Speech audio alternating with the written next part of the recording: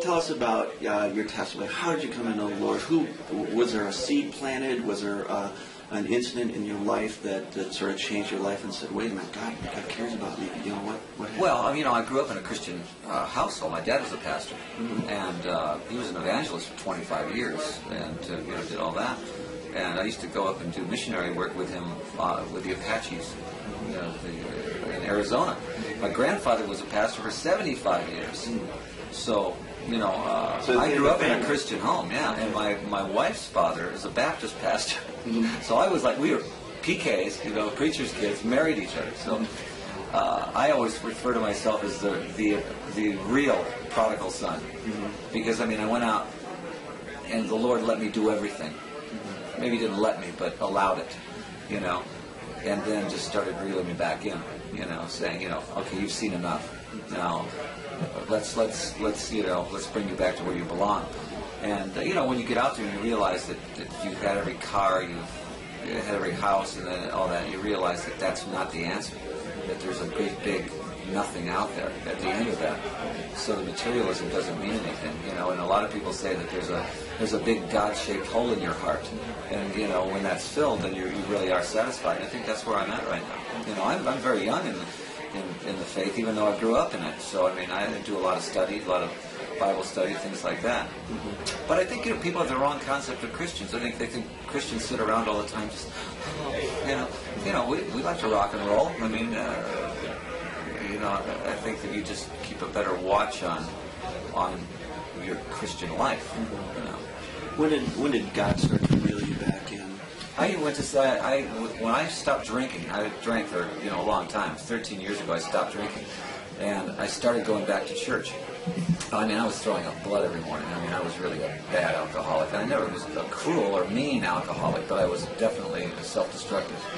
And when I stopped drinking, I started going back to church with my wife.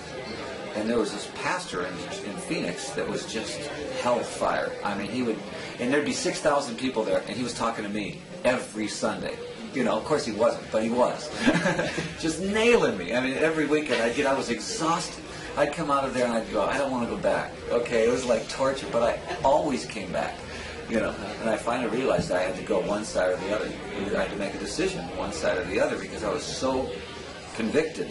The Lord really convicted me and said, look, it's time for you to make a decision here. So I said, okay. And I joined a church called Camelback Bible over there. And that's where I go now. And it's really good teaching church. Just a good, strong Bible teaching church. But still a rock and roller, going out on tour again. I watch, I certainly don't do it in the same spirit that I used to do it in, and I watch the songs lyrically about what I'm singing about. Because a lot of the songs that I used to do, were way over the line. But I think a lot of my hits were fine. They were socially, they were socially blistering songs, but society needs to be blistered. How has your life, when God reeled you back in, how did he change your life? What are sort of the characteristics, maybe, before and after, I used to do this? When before, you always are self. You're always self-centered, everything is for you. It's yourself is God. And we make lousy gods. Humans make really lousy gods, I think. So we've got to let God be God and us be, what we are, And so I think that's what really changes, is your focus on who you're serving. You're not serving you're serving Christ, There's a lot of people who may see this interview, a lot of people who may have been big fans of yours 20, 25 years ago who are still living in the world, they don't know Christ. What could you say to them? Well, they're going to eventually know Christ.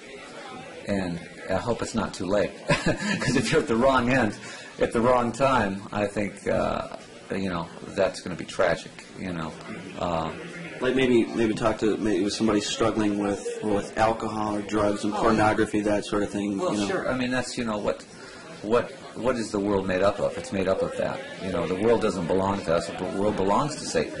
So we're living in that world, and we're bombarded with that every day. So how do we react to that? Well, if you don't have Christ in your life, then you're a victim to it. So I think what we have to do is just be very, very careful about, how we react to the world. You know, we have Christ in our life now, and we have to react to the world humbly. We have to react to the world in a teaching way, and at the same time be humble about it.